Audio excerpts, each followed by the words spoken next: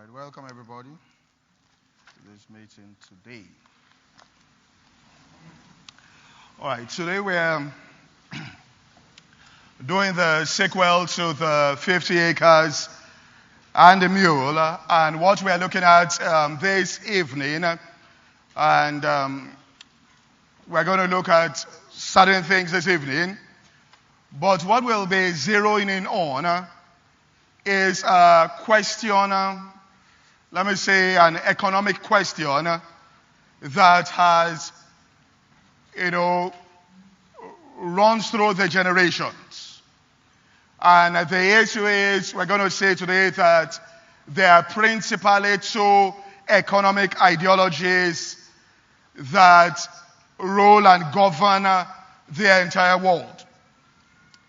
And one of these ideologies is about every single person, that the instruction is pull yourself up by your bootstraps, and you as an individual, by your own self, your economic destiny really lies in your own hands, regardless of what is going on within your environment, regardless of what nation you are born into, regardless of the infrastructure that you have around yourself.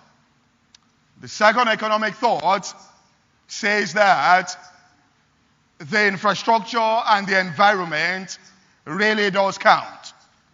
And so today we want to answer this question, that if it's an issue of pulling yourself up by your bootstraps, people ask then, where are my boats? Because I seem not to even have any boats that I can hold on and pull myself up through that. And so this evening, we're going to look at the origin and the analysis of a true business idea. And we're looking at this from the standpoint of the Spirit of God, which means the practical integration of the operations of the Holy Spirit into the world of commerce.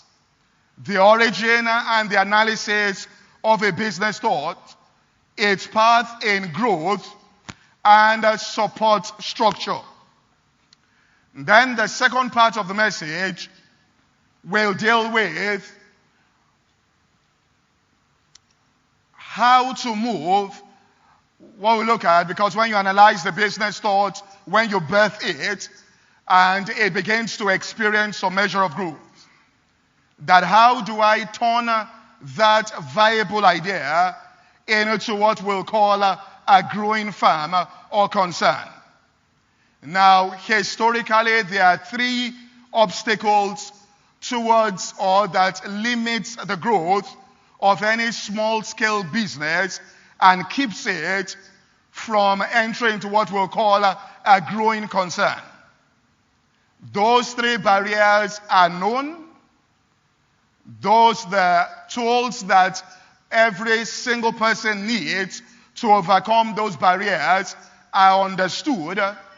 And if those tools are deployed, every single person will be able to overcome that. Now let me just drop something in here. When we speak about the analysis, the development, or the origin of a business idea, we're not necessarily saying that the people that can make use of this information have to be owners of their own businesses, right? It doesn't have to work that way. Within any place where they are, we want to find out if a person is working within an environment, how that person can produce an idea that will generate growth within that place, the origin of those things, and a right analysis of it, and we'll see that it comes out of the Spirit of God. But going back to where we started or where we stopped last time, in terms of the concept of the 50 acres, what we said was the story of what brought about economic slavery. That when North America or United States of America was born, and we're using that as an example, that what happened was that they found vast amount of land. That when the Spanish went into what we call South America, they found viable land that people already were tilling and farming. They found in their mountains large quantities of silver, gold, and so they started mining that, and Spain started getting wealthy. So some other European countries decided that they also were going to venture out. The English ventured out and said they were looking for their own land that will have all of that. They got to what we call North America today, and when they got there, there was no viable land. When they got there, they found no silver or gold. All they found was vast amount of land that was not tilled.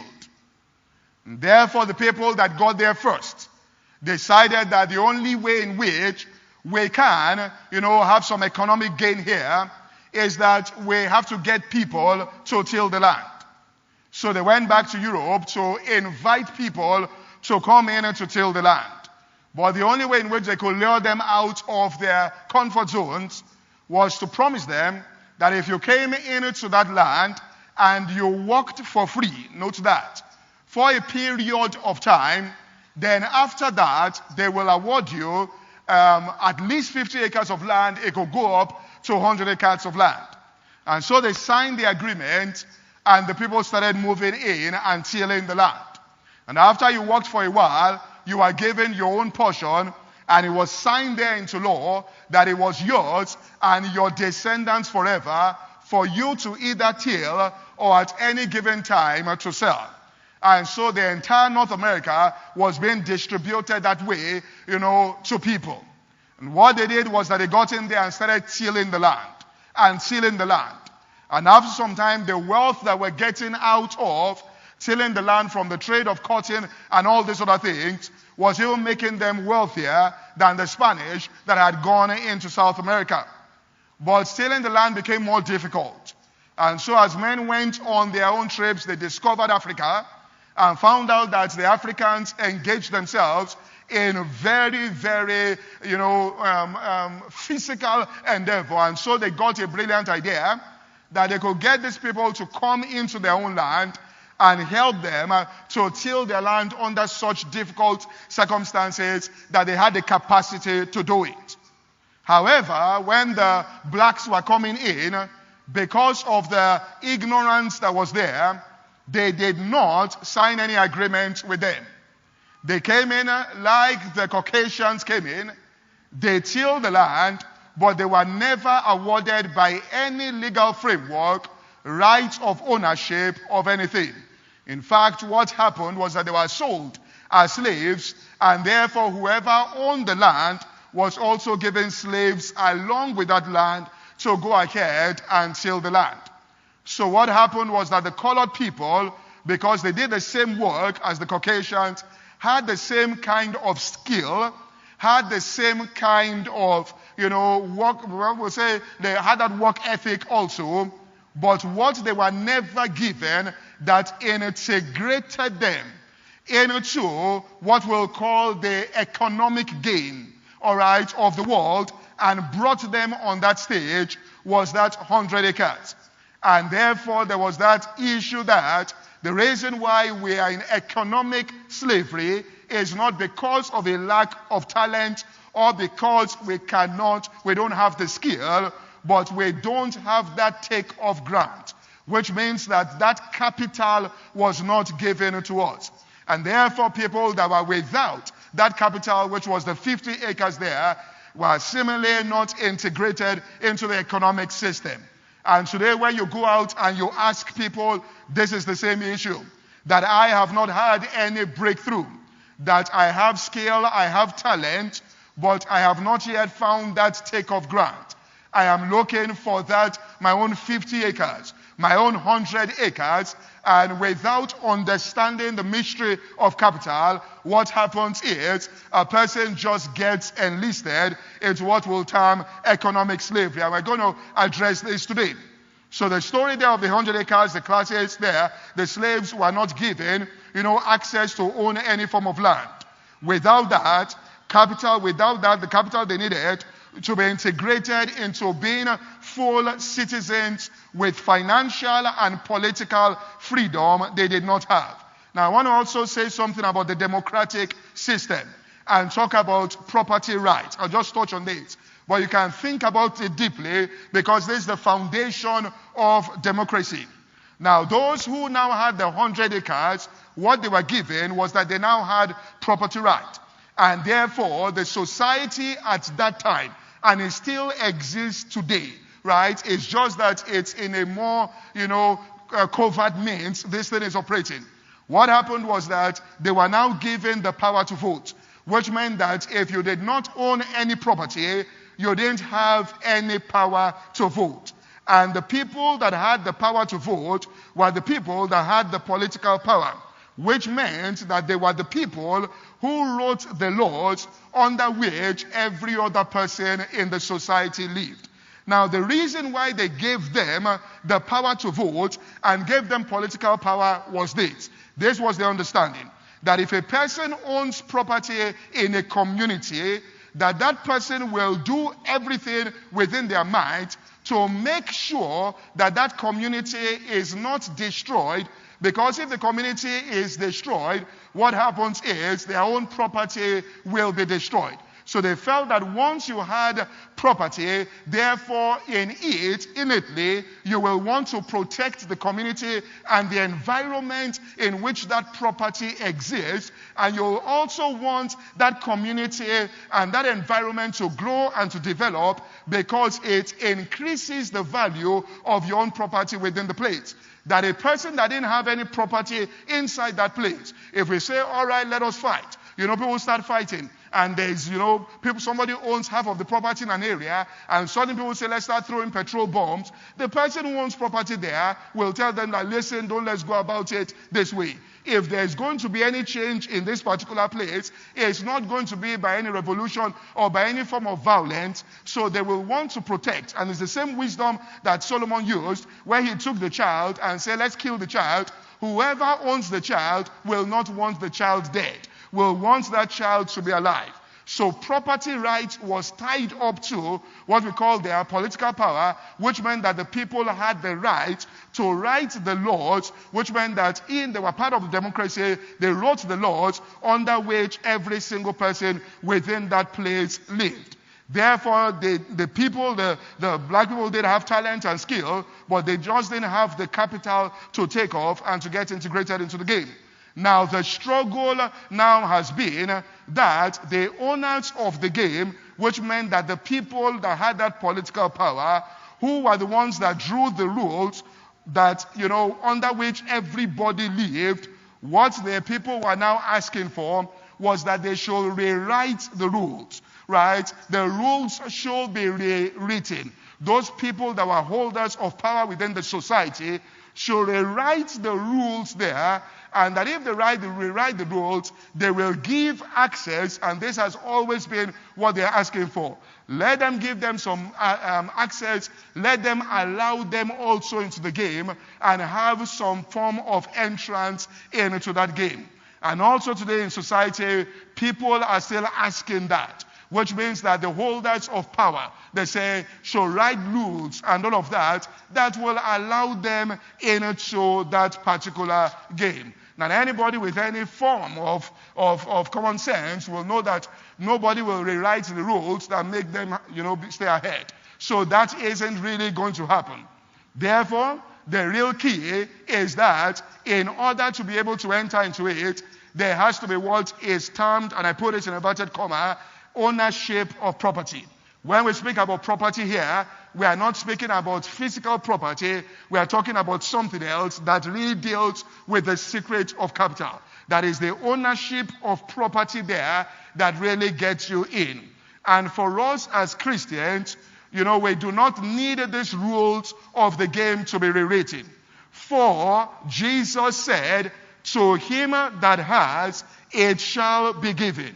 Which means that you already have. You already have ownership of some form of property as allocated by God unto you. Which is, if you go with the consciousness of that I am a have not, and I'm an outsider to the game. And that, listen, there are people that are holders of this thing, and I am an outsider to this.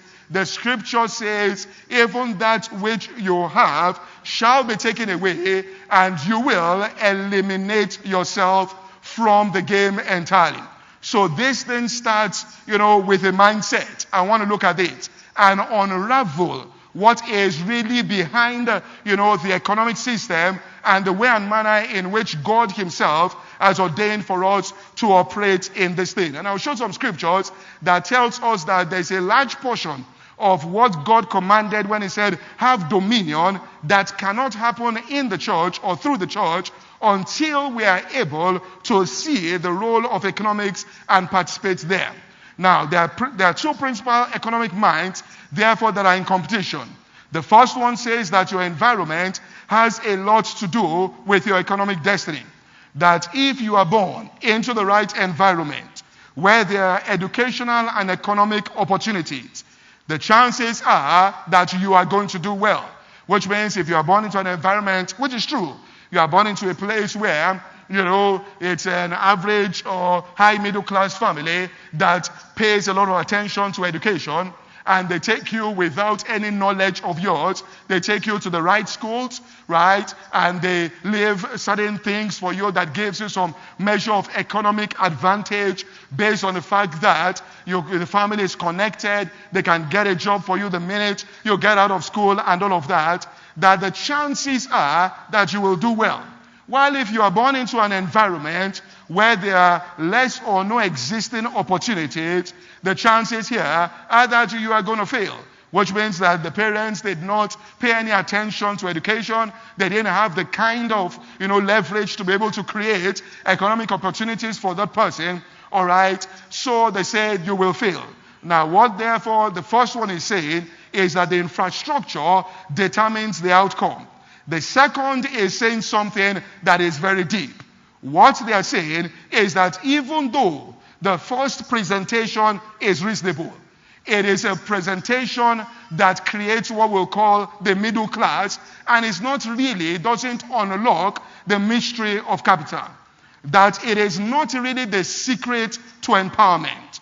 That it is not the origin of the system that people really want to operate in. That those who originated the system were confronted in their day also with barrenness, and they were confronted with emptiness. That they entered into places that were totally barren. They entered into places that were totally empty. And that what they did was that they developed a system of thought. And that created everything that is on the outside. And that system of thought is what they say should be taught and should be spread abroad. And that system of thinking, that understanding there, is what constitutes the real capital. Which means that it is that understanding. It is that way and manner in which, an individual, which means that a person can eliminate all the advantages or disadvantages on the outside if he understands the principle and really understands the roots of it. That is, the individuals that went in without any formal education, that were able to enter into things and, create planes that could fly without any real formal education. That how did these people come to discover these things? That how did they get all of that breakthrough? That how did they start sailing? That how did they, without all that formal stuff that was going on, that the real capital is this system here. And it's this system that we really want to investigate. Which means that everybody has this boat. And you can pull yourself up totally by your bootstraps once you understand that this is the real secret of the thing. Which is, this is where the real capital actually lies. That at the beginning, these individuals also were dealing with absolute barrenness and all of that. That the man, of true success is the man who possesses the greatest spiritual understanding. That the man of true success is the man that possesses the greatest spiritual understanding. That every great fortune is therefore a result of this spiritual power that is unleashed. That people that fail, they fail to recognize and to acknowledge this. Which means that if people fail, they fail to recognize and acknowledge this. I meet with people that tell me that, well, you see Nigeria, infrastructure, if you go to America, well, you also have to understand that if all that infrastructure is there, then also there will be much more competition. Do you understand what I'm saying here? Because if light doesn't go, then everybody has access to light. If everybody has internet, everybody has access. So somehow it levels itself out. Which means that if all those infrastructure were there and easily accessible to everybody, then you also must understand that it raises the amount of competition. It makes it somehow also more difficult in the long run, or balances everything out and makes it also a more competitive environment through which you balance things out. There are more people trying to get, into Hollywood today because of all the quote and unquote easy access. And you find out that people are struggling. There are a lot of people in Silicon Valley who are coming up with ideas, and there's infrastructure, and so they also think that we can do this. But these disadvantages have a way in which you can, if you understand this system here, you can tap into it and you'll be able to level the playing field. If we do believe the scripture that says that God, doesn't have any respect of persons, that in any nation, in any country, wherever people turn themselves totally to God, God will show himself strong within their lives. So the system we are speaking about eliminates and says clearly that without the infrastructure, that at the beginning of this thing, without any infrastructure on the outside, people were able to build and to develop things. And therefore what we need to do is to get into that understanding. And I believe Protestants broke into this understanding, brought out that, but to a large extent, maybe Pentecostal movement, or the way we've looked at it, hasn't zeroed in on that. So we have men like Andrew Carnegie, who was able to build, the largest steel company, that when he started out, it was his mother that supported the entire family. We have people like, Lipton, Thomas Lipton, who started out with just 25 cents. And they had absolutely no power or support system on the outside, except this one. They understood it and knew clearly that if I depended fully on this, that I was not going to fail, that I was going to succeed. So they understood that the kingdom was within, that there was that there was a strong economic and political understanding inside the Protestant movement. That they knew that the kingdom within was something that was practical, that they could generate insight, create opportunities, see their vision, and also generate the practical skills in order to make it happen.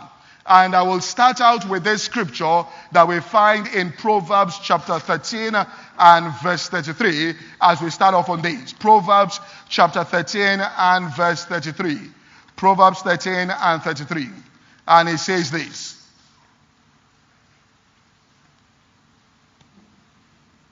Sorry, 23. Proverbs 13 and 23, not 33. It says that much food is in the tillage of the poor. That much food is in the tillage of the poor. But there is he that is destroyed for want of judgment. So he starts by saying, in the tillage of the man that has absolutely nothing on the outside, where he's standing, that there is much food in that place. But that his destruction is not based on where he is, but it is based on a lack of judgment or a lack of discernment. So the starting point here is that the person must rise up and understand that even though I cannot see it, and that's what a lack of judgment is called, inability to discern what is within your reach. For it says that to him that has, it shall be given. That you have what is called property right. You own something. That there is something inside your own tillage, that the scripture says there is much food there in the tillage of the poor, but that there is he that is destroyed for lack of judgment or understanding. Someone said the common man marvels at uncommon things, but the wise man marvels at the common places. Which means the wise man looks at the common places, what other people have counted and said are common, and they marvel at that place because they see that there is much food right there. Now you find out that South America was a far cry from North America.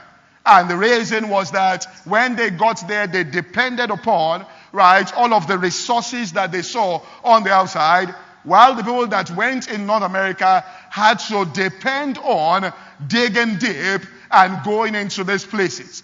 And therefore the disadvantages we have on the outside will result into massive assets. That's why the scripture says God has chosen those things that are despised, and he has chosen those things there. It makes it clear, those things that others have counted as naught, to put to naught that no flesh will glory in the presence of God. So it's important that we note that there is much food inside the tillage of the poor. If a person is working in an office and the place doesn't even seem to be the in place that you ought to be, there is much food that is inside the tillage of that person. Wherever an individual is standing, there is much food in that place. Now the idea is what we're talking about. How the origin of the idea, the thought, that will bring out the property that is inside that place. How you will conceive and be able to tap into the food that is inside the place where you are standing. The tillage right there. How do I draw out that thought? How do I draw out the ideas? How do I connect, right, with what is really in this place where I'm standing? Where you are standing, there is much food there, is the starting point. You believe that absolutely, and then you move on to the next thing. So he says, much food is in the tillage of poor, but there is he that lacks for want of judgment there. And so we want to look at the way and manner in which the idea comes out of the Spirit of God himself. How the Spirit of God begins to bring out that thought and to bring out the property, of that person. And let me just say something about the process here. Anybody that understands the economic system well respects what we call the right of ownership. That's why Jesus says that he that is faithful in the thing of another man, that is the man that will find his own thing. There is right, there is respect for what we call property right. What belongs to another person absolutely belongs to that person. That individual has the right over what belongs to them, and that's what the scripture speaks about, not trespassing, that you shall not covet, and all of that, what belongs to your neighbor. This is part of the economic system here, that you understand that. If somebody is looking on the outside, if somebody feels that, tell my brother to share his inheritance with me, they don't understand, the real economic system. I don't care whether they give and hope him to be given back. They don't get it. They don't get that economic system. That system has what is called right of ownership, which means that this is this person's private property. Once that person owns that is zeroed out and is the private property of that person that you respect. That if a man has a family, it is the property of that person. That you can't go into that family and make suggestions to people in that family without getting authorization from the head of the family. That you can't walk in there and go behind the back and start making suggestions. You see, when people do that, they don't understand the economic systems of God. That it is property right. That is right of ownership. That if you enter into somebody's car and the person says, in my car, this is the kind of music that I listen to, you either listen to that music or get out of the car. That person has a right over their car. Do you understand what I'm saying? Yeah? It is right of ownership. If somebody says, this is my territory and my space, it belongs to that person. If you give somebody a gift, it is no longer yours and you have no claim over that particular thing because you have released it to that person and that person has a right over that. You do not go back and try to, that's what we're talking about the capitalist system here. When you begin to understand that, then you start getting, to the root of this thing. You start seeing that, listen, the issue is I have to zero in on that which is on the inside of myself and begin to bring that out. And we're saying that every single person has that within themselves and they can start bringing that stuff out. We want to look at that, how to bring it out, and then the development of that. But you have to understand property rights. You have to understand, the rights of somebody else. That this is a person's territory and therefore you must have that right there. If the two people are in a conversation and they're talking about something, you respect their space. It is part of the economic system. If people don't understand that, then they don't get the economic system. That's why people in the world where they get the system, they understand the right of ownership. You'll find out that they take their time. They give people space to do what they want to do. They don't invade into the space of other people. They don't barge into the homes of people without calling them and asking them, can I come to your house at this particular time? What it's all about is right of ownership, which means the respect for the space of somebody else and understanding that. When the scripture says, thou shalt not covet your brother's dates, it means a right of ownership. If you do not understand the right of ownership, then you don't qualify. You don't put yourself into a place where you also can obtain. So it's important that you respect that. That if you find somebody who has developed what they have on the inside of themselves, you thank God for that. You respect the space that they have. You appreciate all of that in the life of that person. And you start moving towards the fulfillment of yours within yourself. Now let me just say how the Spirit of God comes to operate here before I share a practical example that I read in a book of someone that said something about this in the 30s. But let's look at this from the book of Isaiah chapter 32 here. Isaiah chapter 32. I won't be able to get this thing today. Isaiah 32.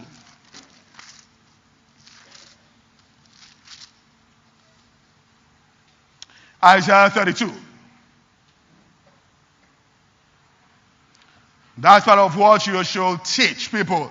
And all these things they teach their children. They make, children understand the right to ownership and all of that. Which means they give people a sense of ownership there.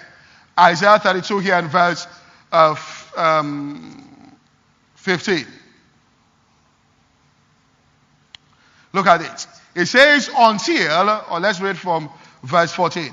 Because the palaces shall be forsaken, the multitude of the cities shall be left, and the forts and the towers shall be for dead forever, a joy of wild asses, a pasture of flocks, until the Spirit be poured upon us from on high. And the wilderness shall be a fruitful field, and the fruitful field shall become a forest. How? By the Spirit being poured upon us from on high. Then a judgment shall rest in the wilderness, which means that the scripture tells us that there is much food in the tillage of the poor, but there is he that lacks for want of judgment. And once the Spirit is poured out from on high, then a judgment will rest in the wilderness, and righteousness it says, shall remain in the fruitful field. Which means that once the Spirit is poured out, the wilderness will become a fruitful field by a function of what we call judgment, or what we call discernment, which is the ability to discern. Judgment there. And the Spirit of God is the one that comes into the human heart and soul and grants it discernment there in that person's own land and territory, where you really are, where you are doing your stuff, where you are working, that it can now begin to come. In fact, let me be honest with you, That if you are working there and therefore certain risks are taken up by the organization that you work for, where you don't have to think about certain things, right? It will be easier for you to tap into ideas. Are you following me here? Because you don't have to start thinking, how am I going to do all of that? If you don't yet have that financial, firewall around yourself, but you're working somewhere, that firewall is there. You now understand that it's my business to now start dealing with this thing. All right, and start dealing with this. And I'm going to get to some heavy stuff here. And we're going to see that we'll get into it. Let me just say, you'll start dealing with it. We're just trying to get to the idea here that, now I now have the space, all right, to be able to tap into the idea here. I now have the space, all right, to be able to enter into the thoughts. This is the real thing here. I now have the space here, which means that you have food on your table, you have a roof over your head, you're not being threatened, as it were, by your environment, and that quietness and peace is now created within your life. It now gives you the room to do that. I spoke with an elderly man who has worked with people like Bill Gates and all of that. I just called him on the phone. I wanted to invite him for platform about 2 years ago, and he said, I'm an old man. I don't travel again and all of that. And I kept telling him about entrepreneurship, what we're doing platform. He said, maybe you should consider looking at people also that head departments and head units inside what we call multinationals and all of that. That they somehow, can really be the drivers of the economy, and people, don't call them entrepreneurs. He said, because if those people get ideas, all right, if somebody is in, let me say, CBN and gets a powerful idea and it is implemented, it affects the business of every other person in the country. You understand that? If it draws out a policy, it changes the game overnight. If you just own your own business and you draw out a policy, it only changes the life of your workers. No, that's the truth of the matter. And some of these things we just don't understand. That if somebody wakes up now and decides and gets an idea and says that this is how I want this state to be run, right? And he's in a department, he heads the Department of Lands in Lagos and says, well, my idea now is this. And he can get the idea through, it affects the way and manner in which everybody, how it deals with land, all right? Now, if you decide that you want to go and buy land and you have your own personal land, and any decision will affect only the territory that you own. So somewhere there's that measure of influence when we are dealing with that. So good judgment, which is your eyes being opened, is what will produce much food. So rule number 1, don't go into life with the consciousness of a slave, that if somebody can rewrite the rules, then I will be given an opportunity to get into the game. Don't go in with the mindset that if only the bankers can change their policy as to how they lend money, then maybe I will have access to funds to do that. We'll see with this idea. At the starting point, the origin of this idea, there are only, 3 types of people that will give you money, and they will not give you money because of your idea. They will give you money because of your character, because the idea that you tell them, they don't even understand it. What they are investing in is your character, not your idea. Do you get what I'm saying here? If somebody goes to meet his father and tells him about the new idea in technology, the father doesn't understand what he's saying. If he starts talking on social media, he doesn't understand. What he looks at is this guy throughout his life, has he been truthful? That's what he's invested in. And people don't know this. If you come now and say, well, I have this idea about this, and you come to meet me and you are telling me, about, I don't know what you're talking about. All right? And you say that in the laboratory, there's this chemical, I don't understand the chemistry I say. It boils down to, can I trust this guy? Do you understand this? Now let's go on. So we give a concrete example of this. Right? There was a man back then in the day, and this man, his friend was speaking about him, and he had made several successes in life, and also this man had experienced some measure of failure. Now, the last time the writer met up with this man, he was simply down and out as compared with his former business condition. Now, I'm trying to bring to you the validity and the practicality of the Spirit of God being directly involved in the world of commerce. Now let's take this thing out of the place where it's just, the Spirit moves, in church and all of that, into the world of commerce in a very concrete way. And he says, it seemed that, and I will show you, that the absence of this is what caused the financial crisis that is in the world. I'll show you here. About the new economic system that was brought out that tried to circumvent the original system. And I'll show this here. Now, the last time writer met with this man, it was down and out as compared with his former business condition. He seemed to have reached an end of his rope, and he was well advanced in his middle ages, and ideas came slower to this man. So he said to his friend in substance, that I know that all things that work in business are a result of right thinking. He said, I know that. Right thought. Any fool knows that. I just seem to be short of good ideas. But if this teaching that we've heard about the person of the Spirit is right, and that one could make direct connection with him, then there must be the possibility of all kinds of good ideas which a man of my courage and experience could put into practical use in the world of business and make a big success out of it. It looks good to me, and I am going to look at it. His friend later found out from another friend that he had become the big man in one company, and naming the concern, which had made phenomenal success during the last 18 months, known from one end of the country to another, and this man was the one that supplied the big idea. The man said, I have now learned how to put myself in harmony with my Creator, the originator of all things, and in him to lay hold on ideas that are needed by any man, and if anyone will learn to interact with him, he will manifest that degree of power. Therefore, we need to understand that for an idea to work, the idea has got to be right. It is not just any idea that works. In business, it's not just any idea. It's not that business is not something that you will stand up and you tell yourself that how am I in business? The first thing about it, this is not business. That I've printed a business card. What I've done is that, I just sat down and I felt that, they should work. Professor Gupta said something during platform. He said, in all the countries that Gallup polls, and that's very strong, all right? Gallup polls, which is internationally the most renowned and trusted poll company in the world, says that Nigerians are the ones. 67% of Nigerian adults have either tried about going into business themselves, tried to go into it, or gone into it and failed. That of all nations on the earth, the people, the most entrepreneurial spirit, will be found among Nigerians.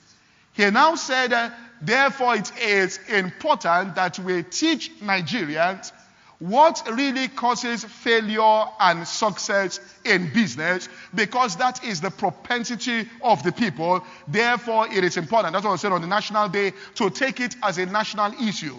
And that most of the employment in the world comes from people that will succeed in business, and it won't come from government, the changes that will happen. He now said, the first reason why people fail in business is because of the reason they go into business. They go into business simply because they want to be their own bosses. That's all. They have no connection with any idea. Go and ask why you are in business. I want to be my own boss. He listened to the underlying thoughts there. I want to be my own boss. All right? I want to own all of that. So what he really wants is to be the big man. He doesn't have any idea. He doesn't understand that business starts with, right? It's a spiritual transaction. It is dealing with the right idea. That the reason why Apple is the most valuable company in the world today is because they got the idea right. Which means that the idea, it starts with the idea, the thought there. If you get the right thought, that is how it starts, okay? And you do not, let me tell you this, you don't have to have any skills for the right idea to produce results. Do you hear what I said? You do not have to have any business skills for the right idea to produce results. If the idea is right, it will have a life of its own. I just read the last interview that Mark Zuckerberg did. He said, I never thought of Facebook as being a company. It was a hobby. It was just that the idea was right. And when it came out, because it was the right idea, and he said timing is everything. And because the idea was right, it followed a trend of what was going on. And the idea was right, it took off on itself. It had a life of its own. And then after people now saw that this thing has a life on its own, they now came there to capitalize on that particular thing and to create the kind of growth that they wanted and to build infrastructure around it. So it starts with the right idea. If you don't get the idea right, and it's not difficult to get an idea, but if you don't get it right, then you start struggling there. The power to access resources is therefore inside that idea. All right? It's right there in the idea there. Okay? I've spoken about Mark Zuckerberg there. That Zuckerberg spoke about the fact that it was supposed to be a hobby and not, a business. Now, the first contact with the idea that is on the inside of you, which is this thing that is inside you. And take this here. Your first contact with that idea inside you. If a person says that, well, all right, I have. There is something on the inside of me. I'm carrying something. I want to get there. Okay? The first contact that you have with that idea or that property that you actually own. Okay? Right? The property that you actually own. Because property started, first of all, from just land, and then it started getting more conceptualized as people began to develop.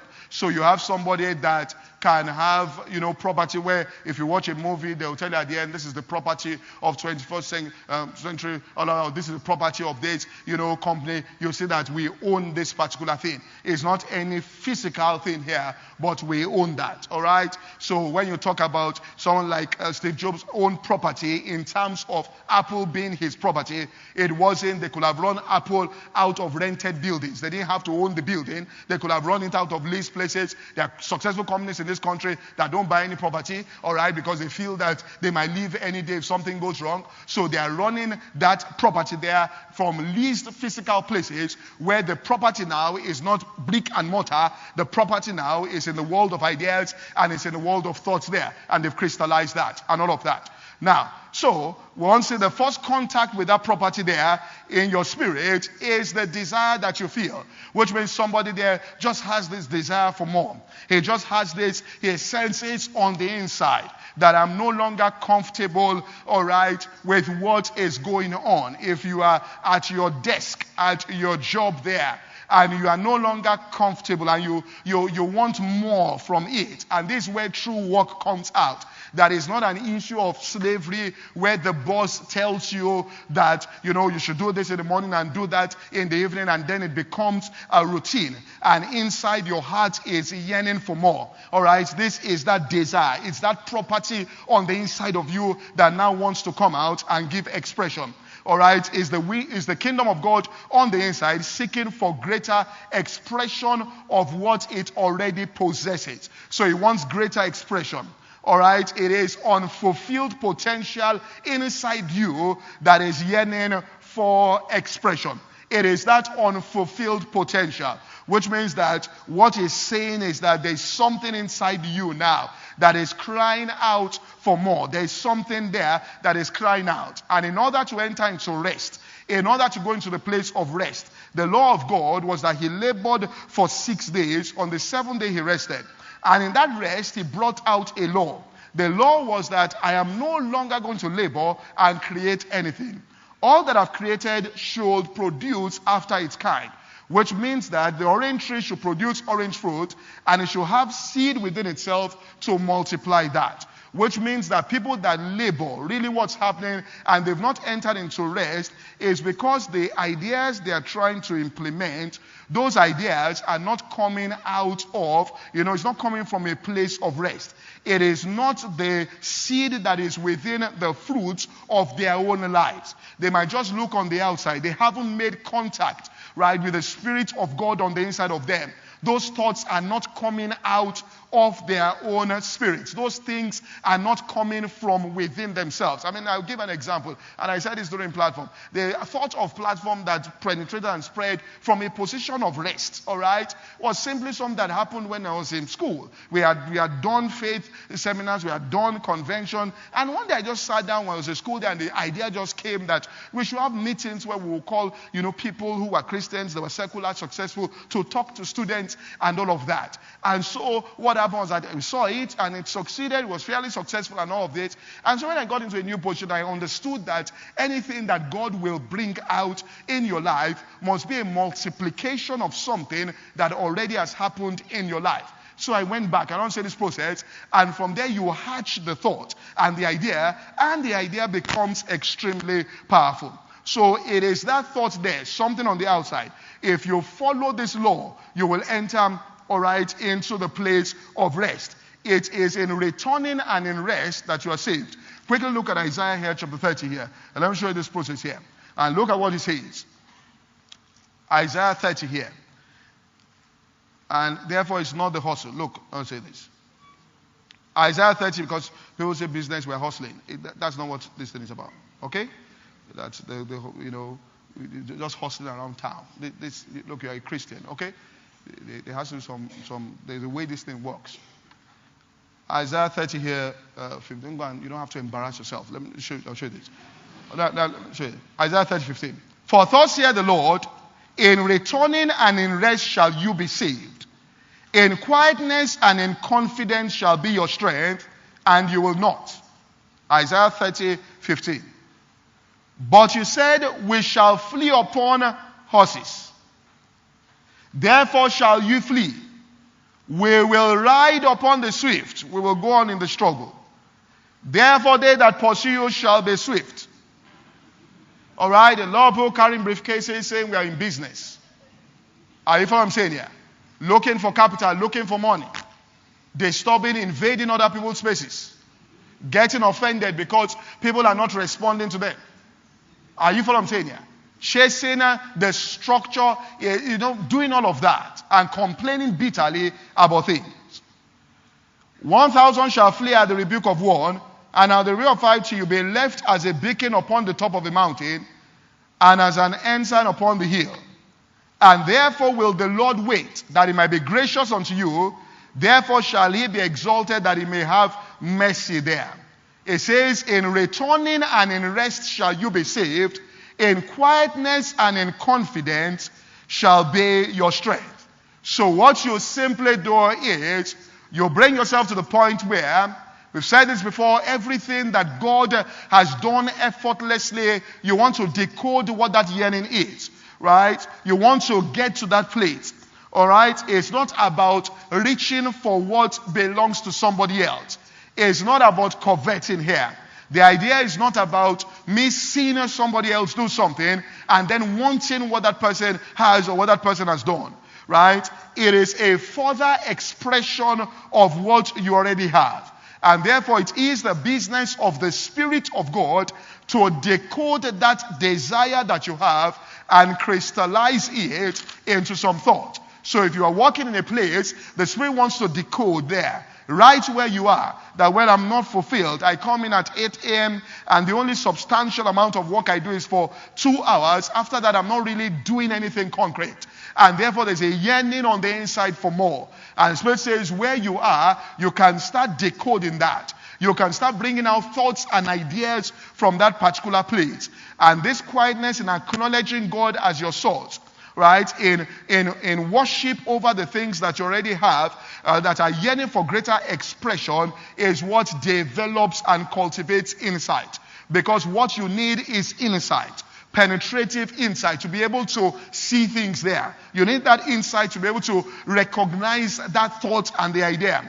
And this insight comes from the place where you quietly, over your life there, you know there's something on the inside. And you are there worshiping God. Thanking Him for the territory, the land that you have, the tillage there. You are there thanking Him. You don't despise that particular land. You are right there thanking Him and worshiping Him there. And thanking Him. The cumulative effect of that is that you are going to have insight. Insight is the kind of insight there that distinguishes every successful person. They have that insight. The kind that enables them as individuals to see possibilities as well as difficulties in any situation. Right? The kind that enables people to discern the opportunity that is close at hand. Because the idea, the opportunity you need is actually close at hand. It's not something that is far out and far-fetched. For thousands fail to see this opportunity almost within their grasp, while they are industriously working for or with situations where under no possibility can they be made to realize any substantial gain. So there are a lot of people that are running around with ideas that they say they get no support because that idea at times is just not right. Which means that they simply haven't seen the right thing. And I was listening, and this is the place here, to this, Brazilian professor in Harvard. He was talking about certain things, and I heard this a couple of months back. And he said that the reason why, right, the deepest cause of the financial and economic crisis that the Western world is undergoing today is that the countries have stopped producing at competitive prices enough goods and services that the rest of the world wants. And then they try to escape the consequences of this failure by living as though it did not occur.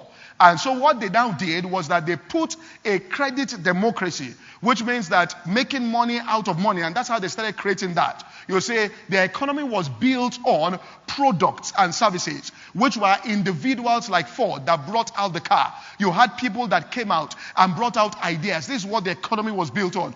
People like, Steve Jobs that brought out, the iPod. That's the concrete. That is property there. They brought substantial things out. And so they created value and all of that. That's what was created. People that created the internet. People that created all those kinds of things, which means products started coming out. This is what the economy of the world. The people that had wealth were bringing those things out. The nations that weren't doing that had no access to wealth, all right? Which means that the companies that were doing well were producing products or services. And what happened was that they stopped operating in that way and then said, how can we replace this? So they created what they call the credit democracy in place of that property owning democracy and started dealing with derivatives and all of that. And there were no products really and services there. The whole idea of going into the stock exchange was that, listen, somebody said, all right, I want to give other people, some shares in my property there. I want them to also share in this wealth. And then we'll take this property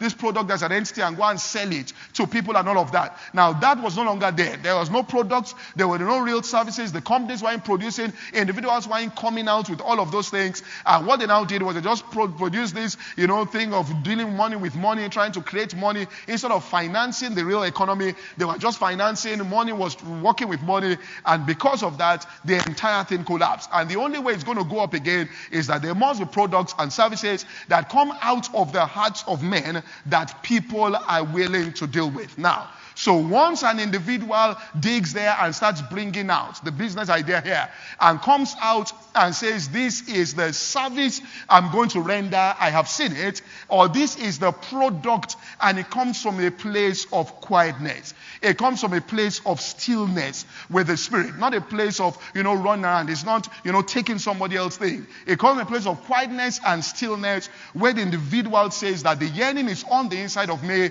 All I have to do is to decode this yearning that is on the inside with an idea that will come out, or a thought, right, that will give me property in this place and get me into the game. And you now get in there. So once that person comes out with that idea, once that person comes out with that thought, the next thing that the person has got to understand is the word trade. Which means that the minute you come out with a product, or the minute the thoughts now starts coming out, the next thing that you must understand is trade. which means that everybody must develop the mindset of a trader. You have to have that mindset. You must have the mindset of the fact that I am in this world to trade. And what that means is, I will explain this, but let me just explain something if I go there. God told us at the beginning that be fruitful, multiply, have dominion, and all of that. Then he now went in Luke chapter 19 and gave us, Jesus spoke about having that dominion. Look at Luke chapter 19 and verse 15. And a lot of times in the church, we think about dominion, let's just cast out devils, which is fine and all of that. But there's a dimension to practical dominion we've got to get here. Right? That comes through trade. That the person understands this. 19 and verse, let's just look at 15. It says, and it came to pass that when they returned, having received the kingdom, then he commanded his servants to be called, to whom he had given money, that he might know how much every man had gained by what? Trading. Which means they had gained by trading. And then he said to those who had gained, right? In this particular scripture, he gave them 10 pounds. And then he said certain things. If you read the account in Matthew 25, 14 to 13, we don't have time. It says that I will make you ruler over 5 cities. I will make you ruler over 10 cities. So the man who gained 10 talents said, you'll be ruler over 10 cities. The man who gained 5 talents said, you'll be ruler over, 5 cities. Which meant that he took them to a place of governance. First of all, they had gained by trading. Then he now moved them to the place where they could now enter into dominion and all of that. So until we understand that, listen, trade is the key to what? Having dominion. All of the movement, I want to show you, the entire world is a business entity. Look, let's get this thing clear. All right? Nations are business entities. United States of America is a business entity. Nigeria is a business entity. Do you understand what I'm saying here? It is not about tribes. It is a business entity. And I will share this and if the people that hold the power in this nation still find out that Nigeria is still a profitable business for them, this country will never break. Do you understand what I'm saying here? Nobody will listen. Any movement is war for trade. Nobody's breaking anything. Let me give it. Listen, Nigeria was owned at the beginning by Lever Brothers. Lever Brothers sold Nigeria, the geographical space, to the British government for 893,000 pounds. Britain bought it because they saw that it was a viable thing. There was the northern part and the southern part they bought. When they saw that the northern part wasn't viable business-wise, it's like you having a bank, you have a branch here and a branch here. And you look at it and say, look, we are running 2 head offices. Let's just have one. All right? And it's more viable to have one head office and then make everything work. You understand what I'm saying there? So they took the northern part and the southern part and joined it together so they would just have one head office for their business. Do you understand what I'm saying there? And the best head office was Lagos. It was a business idea. And when they were going, the people they handed over power to, they said, this is the business idea. You will be making money so long as we two are making money with you. Shh, don't tell anybody.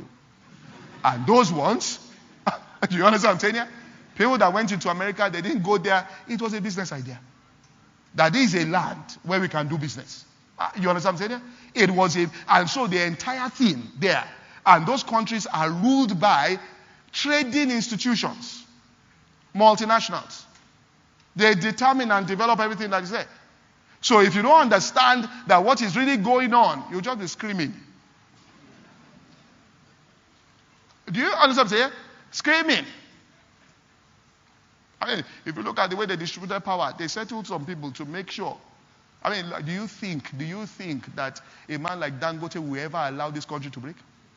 You think that he will look at his Hausa brother and say that we are going to break what? You mean the South will go? I will become a pauper the next day? He will tell them, and I was like, what are you talking about? You think those men that hold power will say, they will look at you and say, look, this is a trading institution. So if you're just screaming, oh, if you shout enough, maybe they'll bring you into the trade. That's really what's going on. If you make noise, they'll look at it, okay, let's pacify them and take some shares of the company and give. That's all. Do you get what I'm saying? But you've got to understand that England was built that, look, we are here to trade. What they were doing was going around the world looking for business opportunities and trading with it. That's the essence of it. So if you don't understand that the world, that's what is working, you think it's all these other things that are there. And what they did is those institutions had military wing, they had their leisure, and they had their religious wing. It was companies that brought missionaries here with guns. That if you convert them, it will be easier for us to do business. Do you understand what we're saying here? Go and read well. That it wasn't just missionaries, missionary. Look, they brought their religion along. They said they must learn to pray like us, because if they pray like us, we can do business. The missionaries are part of the ambassadors. God was working though, but I'm just telling you that was man's idea. No, get what I'm saying here? God was working in the entire thing, but this was the idea of the man. God just said, with all of this that is going on, I will still inject myself. But don't come and make it sound like there were some Puritan, there's some pure people, that, back then in those days, I remember the missionary. Look. Let's go. So trade is the ability for you to get the greatest value out of what you have through the means of fair exchange, which means you must understand it. How do I get the greatest value from what I have through the means of fair exchange? In some cases, it's not fair. You leave the person happier, but you are left wealthier. Fair exchange means the person is happier, but you are what? Wealthier. So he buys the iPod, he's very happy, but you have that, you understand it. So that is what's going on. Now, let me just say this here. It is about deriving greater value. This is what trade is. Deriving greater value from what you have. And I think it was Sarah Lacey that was saying this. I read some said that Facebook has more users than Apple and Google, but Apple and Google are far more valuable companies than Facebook. And the reason is that the value of Facebook is much less because the other two, are better at drawing out value from their existing users. Therefore, Apple and Google are better traders than Facebook. Do you get what I'm saying there? They know how to draw value. That's what it is. Which means that you understand. People must understand it. How do we draw value out of this particular thing? So it is not good enough to be right. You have to put your message out there in a right way. It is not the innovator that wins. It is the trader that wins. Do you understand what I'm saying here? It is not the innovator, and I'll give you this, that wins. It is the trader. It's not the person that says, oh, so if you get the idea, in order for your labor not to be in the house of strangers, in order for you not to be the slothful man who took the animal were hunting, but when he got there, could not do anything apart from, he just brought it. In order not just to generate an idea, you also have got to understand, right, the principle there of trade there. And know how to derive, where there's a fair exchange, right, with people, and that happens. And so it's not the innovator. No matter how impressive, right, what you are doing. And let me give this example here. I was studying some history on civilization. And it's documented that it was the Chinese that discovered ink. The wheelbarrow, football, people don't know, printing press. It wasn't all those other people that said it. They discovered that. In fact, what happened was that they were the first to build massive ships. And when the Chinese emperor at that point, he built a ship that was, this one single one was about 16 times the size of the one Vasco da Gama went out. And he went into the world with a fleet of them carrying 28,000 people. Went to East Africa and all of that. They went out to demonstrate their power and to show their superiority, and came back with giraffes and all of that and put them. Vasco da Gama went with 4 people and a boat that was about 12 times smaller than one single one. The Chinese went with a fleet. But when Vasco da Gama went out, he went to look for what he could trade with. They found spices. The Chinese went out and came out and demonstrated. You see, the mind of a trader, he is not trying to impress you. He is not going out there. You see, when someone goes out, you see my car, that's not a person that understands how to drive value. The man went out just a boat, small, came with a business of spices, and before they knew what was happening, they had taken over all of that. And the Chinese went out. They said, it was just like the Americans that went to the moon. You got there, and so what? Which means it's not the fact that you got there, it's what you do when you get there. The trader understands that. And so what? The issue is that, well, I've gone to the question is, what did you do with all of that? So the person that understands this knows that, look, it is, someone comes out and says, well, you know, when I was in school, I was the smartest person. So? Are you following me? You come out and say that, I mean, does that affect your generation? Your children's children, what value is you being the smartest person in school and there is no inheritance for them? Do you understand what I'm saying here?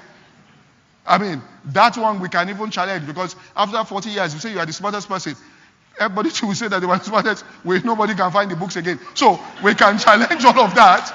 But the issue is, what value, you say, you have to have the mind of it. You can't be impressed by yourself. Do you understand what I'm saying here? That, look at her, you can't be impressed that, you know, and all of that. What value, what will come out of all of this? Is that mindset that the person has there. So you understand that I want to draw out value. So one, you get the idea, so you understand that I have to get the value out of what I'm doing. How do I maximize? How do I, get myself into this and have that kind of a mindset? We also should understand, let me say something here, that growth in business has come through the word credit. All right, which is not really lending, borrowing. That's not the point.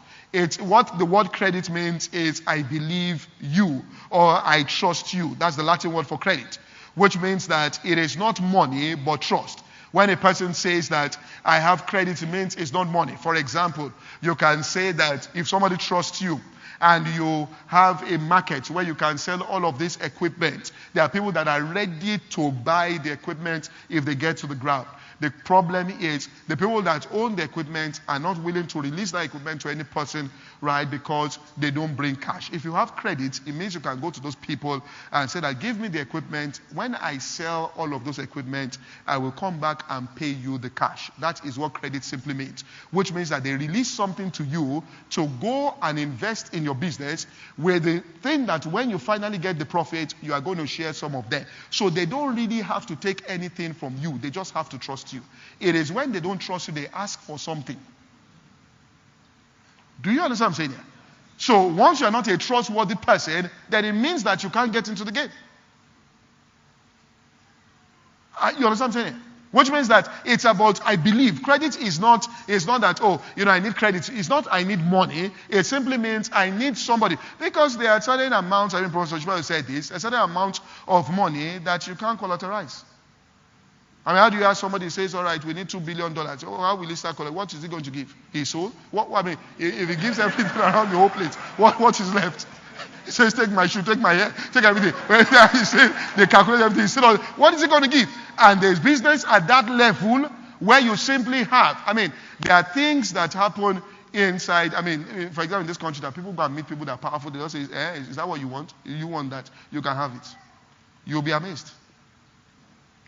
Question is whether they trust you or not. So it's not money, it's trust. So you can get things, all right, without money. Someone else allows you to do that. Now, when you just have an idea, let me say this, I've said this, if it's right, you shouldn't need all of that to start. You know, people come out and say, I have this idea. You know, I'm going to be the next Bill Gates. You know, what do you say? If only somebody can give me 50 million. Listen, let me tell you this. The man who is a venture capitalist that financed Alibaba, which is the Chinese eBay, all right? They asked him, and I explained it. He said, if you have an idea, you can only get money from friends, from family, or from fools. Are we add or from your church? Because we are. So it's either friends, family, church, or fools. You understand? That nobody in their right senses will give you any money on the basis of my idea. The only people that can give you money on your idea are your friends or your family. And so, the idea must be one that the friend or family can afford. And the truth is, if the idea is right, if that idea really is right, which means it is an accurate and right idea, what happens is you will not find it difficult to access that. What you've got to understand is this. When people talk about investors, all right, you will need all of that later on as you want to move to the next stage. Now, we all know about seedlings in nurseries, or where you take a seedling, you plant it, all right, in a nursery or a greenhouse, and then after some time, it's transplanted into the real environment. So you plant it somewhere, they tender it, and they take it and plant it somewhere else. Now, that's simply what investment is all about. The venture capitalists or investors that you're saying, all right, are more interested in the phase of, after the seedling is growing a bit, the thing is growing inside the greenhouse, to help in transplanting it into the real world. But they are not interested in that greenhouse nursery. It's only your family, you understand this, that will help you in that area. What venture, when you say I'm going to venture capital, what they are really saying is that they will put down money if they can see that that idea is productive to a level. You won't have any problem. Where you have a problem is that when you are saying in its idealistic form, nobody who is going to do that. If somebody walks up to you and says, I have this idea, you also will hold back. All right? So at the idea level, you get funding from people that trust you, and that's why you have to be a credible person. From friends, from family, or from church. Where they know your character and are investing not in your idea, but because they don't really know what that idea is, whether it will work, but they are investing in your person. It's important to also note that increase, all right, and I'll talk about this at the end, we'll come through this. Now, once you start making a profit, and you come to this business end, all right, you have a business, which means once you put something out there and you start making a profit, well, no matter how small the profit is, you have a business on your hands. And therefore, that thing can grow. If you're not making any profit, you put out there, you don't have a business. A business is an idea that when you put out there is making some profit. That's a business. And what we're now saying is that that thing can grow, all right, so you want to invest in that. Because that thing can grow, you want to invest in that. Now, growing a business isn't something that is cheap. It requires that the entrepreneur navigates a specific set of challenges, any one of them that is life-threatening to the business. But the good news is that these barriers are known and the tools for handling them are within your grasp. Among ideas that become profitable, they found out that only 4% of them, all right, among all the ideas, those that become profitable, it's only 4% of them that become real businesses. That is from a mom and pop to a growing concern. These are companies that grow at the rate of about 20% for 4 years consecutively after the idea is profitable. The three barriers that you have got to overcome, the three things, is your ability to delegate and to predict. One, your need for systems and structures that will handle the complexity that comes with growth. Which means if you want this to be a growing concern, you have to develop systems and structures. It can't just be you running the idea, all right, that can handle the complexities that come with growth. You have to overcome your ability to delegate and to predict. And then you also have to be able to handle the increasingly tricky market dynamics that marks your arrival on the market scene, which means the politics and all of that comes in. Because if you don't play the game will play you. All right? Now, let me make a categorical statement here. When an investor invests in a profitable idea, the most important thing to grow that business is that you should use part of that investment to hire the right talent. Do you understand what I'm saying here? A lot of people carry money and start dealing on fiscal infrastructure. If all of the people on your payroll are very close to the minimum wage, can't pay for talent, let me tell you what will happen. Somebody else will steal that idea, pay the right talent, and it's gone. Because what will make that thing move from that seedling to an oak is you have to get the right people. And when we talk to delegate, it's about getting the right people to handle it. This is very crucial. You need people that understand how to grow a business. Those who have been through the experience of working, and these are people who have been through the experience of working at higher levels than where you are at that particular point in time. Which means that you are running your business, all of you, you come in, you laugh. You need people now that have worked at higher levels than where you are and can come with their experience and can bring systems and structures that you need to move you out of that place. That's why the man must overcome, the ability there. Because entrepreneurs, because you drove it at that seedling stage all by yourself, and you grew it to that point by yourself, and then by yourself you were able to get, investors. So you believe that you should hold on to it. I mean, one who has been driving the success. So you have difficulty in letting go. All right? And bringing in and allowing people now, talent to come in and drive. That's the problem that people have. So it gets a struggle. There's a struggle there. You know, people who have worked at higher levels, and I explained it. All right? And therefore, you have to go out and get people with that experience. Okay? You don't have to go too high. All right? Which means that you don't go to mega corporations where when the person was employed, lights never went.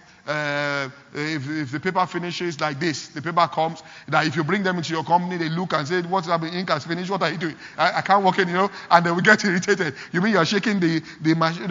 Listen, we can't, what they do is that they just send an email. We don't have, when the ink is even just finished, it hasn't finished well, it's just a bit. They just send an email and everybody's coming and all that. The processes, he doesn't even understand. You don't go and get those kind of people. You get people who helped in moving from that grassroots level to that level. So you have to look for them, all right? There are not many people like that. It's talents that you have to go, which means that once they get in, they understand the process and the systems to deploy to take it to the next level. Once the idea is profitable, they know it. Once they come in and you pay them the right price, what they do, you don't even have to, you can drive a lesser car than them. Do you understand what I'm saying? Yeah. What you have got to do is to deploy. Once they get there, they with their talent, they know exactly what to do. They have the relationship, they know the systems, the structures that they have. You have to invest in talent there, all right, and get in the right people, okay? You can't succeed if you have people there as close to minimum wage as you, all right? Now, you don't go too high and all of that,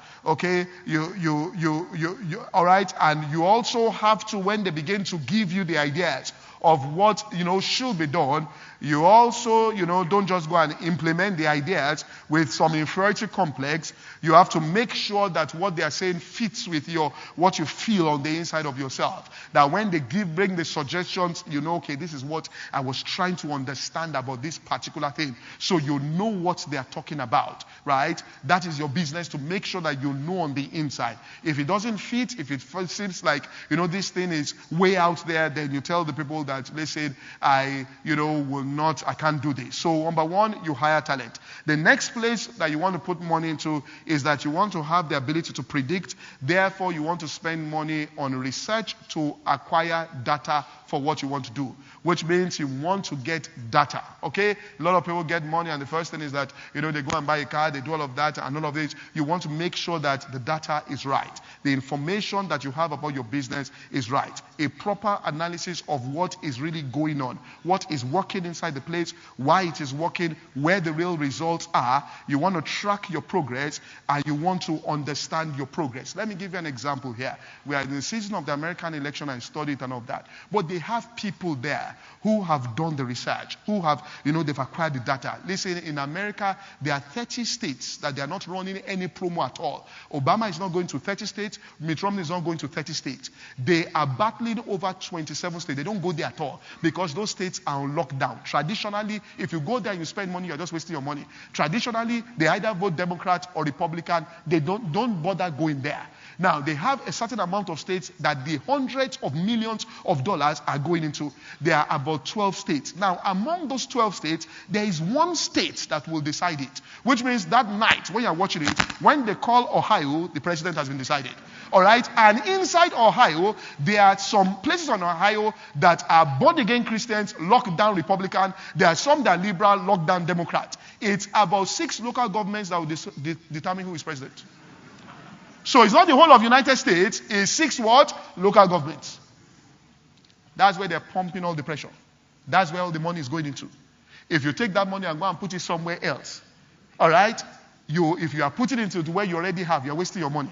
Because it is when they start tracking those counties and they tell you that we're winning here, we're winning here, we're winning here, they know we're going to be president. So there are certain states they're looking at where they feel they can swing it. Inside those places, they know the amount of women that are there. So some of those promos are driven for women. The people that they use, female voices, they are doing all of that because research is going on. If you don't know that, you just come and say, let's play promo. You understand what I'm saying here? Let's just play promo. Where? This promo is wonderful. It's wonderful. We'll play it up north and play it up south. Everybody, everywhere. You'll just get there and you'll be shocked. You understand what I'm saying? So you say, well, this is a viable idea. You want to know the area of Lagos where it will work best. You want to know exactly, if you open a supermarket, where will what we are selling, where will it? We won't just say, I'm telling you, I know. I know. When I was small, I used to see a shop around here. You don't know what was really happening. Or you say, let's go to Lekki. Let's go to Lekki. We'll just put it beside ShopRite. You don't know that by putting it there, you might ruin your entire... You understand what I'm saying?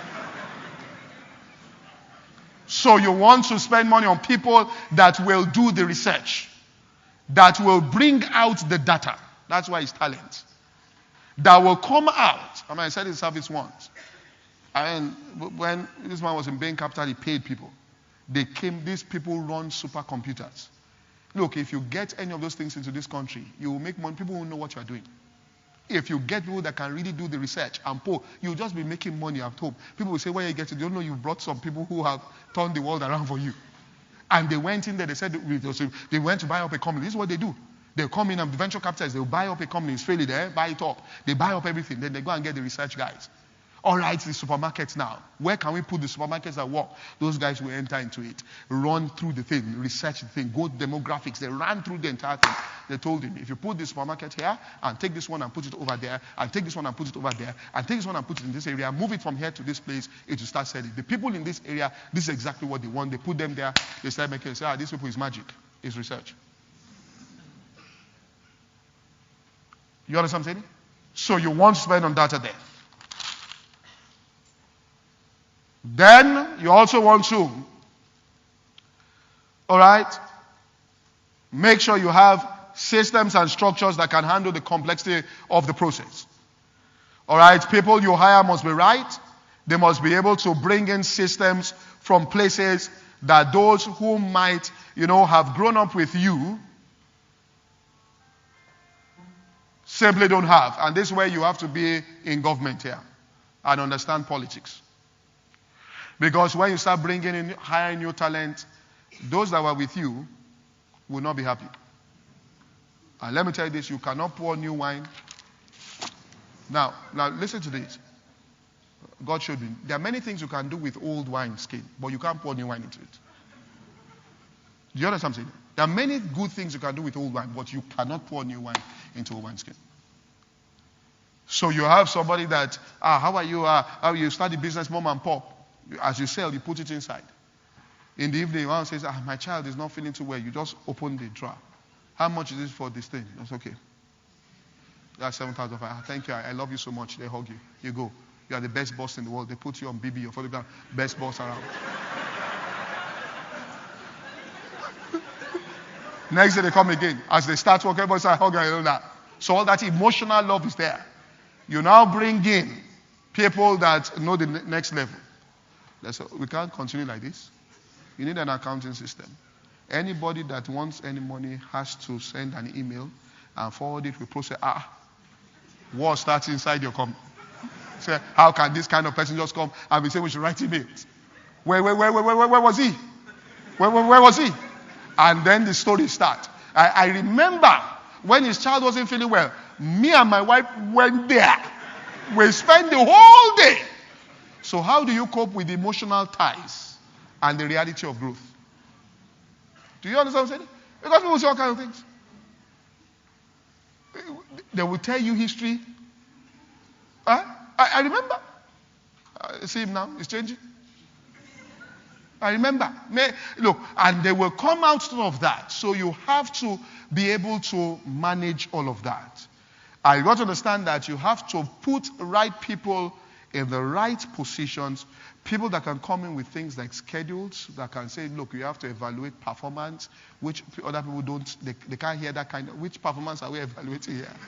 Which performance are we evaluating? All right? Accounting systems, what are you saying? That I should go and feel what? That you can't just enter the office and, I can't. Now, you have your culture also you want to preserve. So you don't want new people just to destroy the culture of what's going on, but you want to raise the game and make it professional. Okay? Salary schedules and all of that. Bringing in outsiders can be tricky. You don't want the culture destroyed, but you want it enhanced. You must understand if the complexities are not handled by an able team, you will not only stagnate, your profits may simply destroy you. One woman once said this, that she was into baking. She'll bake for 10 people. All right? And when we're measuring a cake, and we'll measure a cup, it worked fine. But now she started getting orders for state dinners. Big things. And therefore a bigger bowl was needed. The accuracy therefore had to be there. A 2% error on 10 is nothing. But a 2% error on 1,000, you miss it by 20. Which means it can become an embarrassing situation. All right? There are things that can be totally embarrassing. If somebody now comes and makes a mistake at a low level. Let me give you an example. It's like church. If somebody makes a mistake at a low level, let's assume, I'm just giving an assumption now. Somebody's handling the generator and we're just doing this midweek service and the light goes. It really doesn't matter. But then now you're now dealing. All right? You now get up and say you want to deal with platform where you are paying certain amount for televising the thing. And somebody now goes in who is unprofessional about it and says, I must still be handling this. You now want to be able to tell them, look, my friend, if light goes in a midweek service 10 years ago, it doesn't mean anything. We can light candle. This can destroy. Listen to this. What we're talking about is that even the image that we have can be destroyed because of this new level. Which means on television we present ourselves as being incompetent. That cannot be reversed. Because you don't know where they are watching it. When it's inside the midweek service, we know we are 100 there. We can send emails to ourselves. This one is going into places where tomorrow they can say, those people, do you understand what's in here? And therefore, if people cannot think at that level, you have to make a decision. And you have to make that decision quickly. And the decision there is that you can look at people emotionally and say, look, my friend, listen, you can't pour new wine, something has got to happen here. So in growing things, you've got to understand the challenges that you face as somebody who leads. And somebody else can come and say, I remember when I was trying to start the generator back then, that, it caught fire. And this little finger, can you see this little finger? I don't have a nail. Can you see what ball? Now, we got to the big stage. They say I should go. Now, if they sell that story, you can't win the argument emotionally. Because they say, look at my finger, it's not there.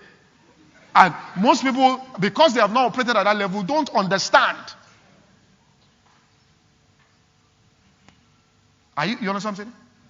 I might just say, but they're a fantastic team now. But protocol, there was a time that somebody came into the country, one of the speakers, and the person wants to be the person at the gate of plane, missed the person. In 7 minutes, the office had received 2 calls from the United States of America. I looked at my BlackBerry, 3 emails had come. And a personal call had come on my office. I said, what's the problem? The so arrived and nobody was at the gate, that they're afraid what is going on. So I told them, can you see one error? Do you see the effect of this? You see phone numbers from the United States ringing on your... We didn't even know they had the office number. That's when you know that they have everything about you. The office phone was ringing. When I entered, they said, Pastor, I said, what is it? They're calling from America. I said, what happened? They said, and it was just now. So you have to understand that little mistake can affect. And that's what I'm saying about people that can think at that level, that have to, develop systems and structures. So he said, we'll now be 20. So if you miss it by 2% for 10 people inside your birthday party, no problem. It's a state dinner. There are people there, president, governors, all of that. You 12%, 20 people don't have anything to eat. They look at you, caterer. Don't you know how to measure? So you need somebody who has been there, who measured it wrongly, got embarrassed, and knows exactly that check this thing 3 times. Say, why do I check it 3 times? Look, my friend, I'm a competent person. Why should I check it 3 times? Why should I be pointing 3 times? For what? I've been doing this thing for 25 years. Listen, keep quiet. You know something?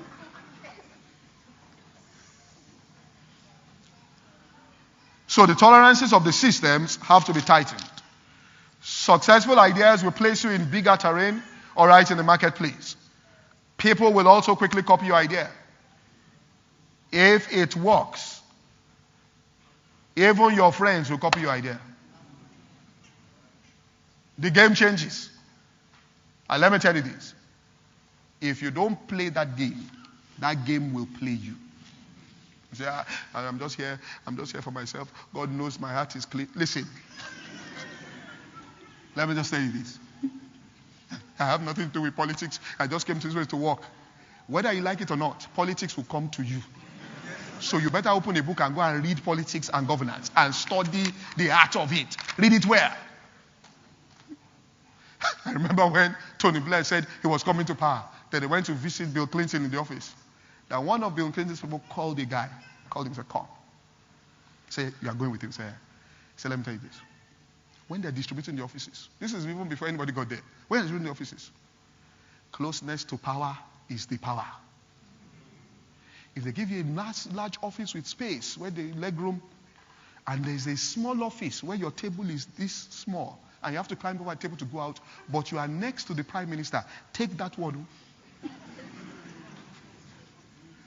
So when they now got there and they were trying to rearrange the office, they said it was more difficult to relocate some people than to settle the differences with the IRA. You know, the Irish would have bombed that.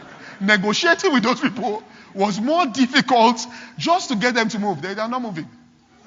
Which renovation? Renovate with us here. They said renovate. I said, what's going on? That renovate, we'll be painting, we are not living. That do you know what it means to be next? So there are people that understand the game. Well advanced. Some people have been playing it in their families.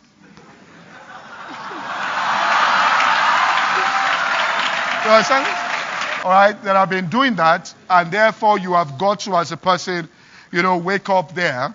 All right, and I'll just close with this and understand this. Also, you must understand that, the market can make you look dumb or smart. Move with the trend. You win. Try and buck market movement, and it will crush you. Things like technology can come in that will change the game. You understand what I'm saying here? Which means if there's a new technology, there's nothing like I don't want to read it. Read it. Understand what it's about. Don't say, well, there's Facebook, oh, that's for children. Go there and read. What is this about? Understand what's about. What's Twitter? Because somebody else might just get a hold of it and use it in such a way that you will just be history. And all that you see is that you realize that if only I had looked at it properly and studied and understood how this tool that was so inexpensive could be used, I would have been a totally better person. So every new idea introduced into the marketplace must be studied and well understood by you, so you know how it will affect you and your future. God bless you all.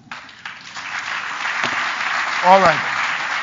Let's just share the grace and fellowship. With the grace of our Lord Jesus Christ, the love of God, and the sweet fellowship of the Holy Spirit be with us now and forevermore. In Jesus' name, amen. God bless you all.